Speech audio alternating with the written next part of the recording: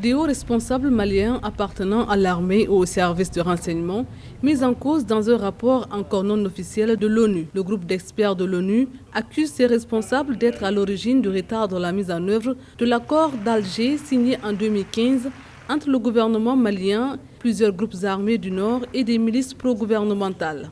Il charge significativement et complètement l'État malien. Il le tient pour responsable de tout ce qui n'a pas marché dans le cadre de l'accord, y compris pour ce qui concerne les questions de sécurité. Il n'est pas correct d'avoir en tout cas une écriture aussi partielle. Je pense que ce n'est vraiment pas digne des Nations Unies et encore moins dans un contexte comme celui-ci au Mali. Dans le document consulté par le magazine Jeune Afrique, les experts pointent du doigt l'ancien chef d'état-major de l'armée de terre, le général Kéba Sangaré. Il est accusé de prise de décision douteuse lors du redéploiement programmé d'éléments de l'armée malienne dans le nord du pays fin 2019 et celui du massacre du village de Gossagou où 35 civils ont été tués et 19 sont toujours portés disparus.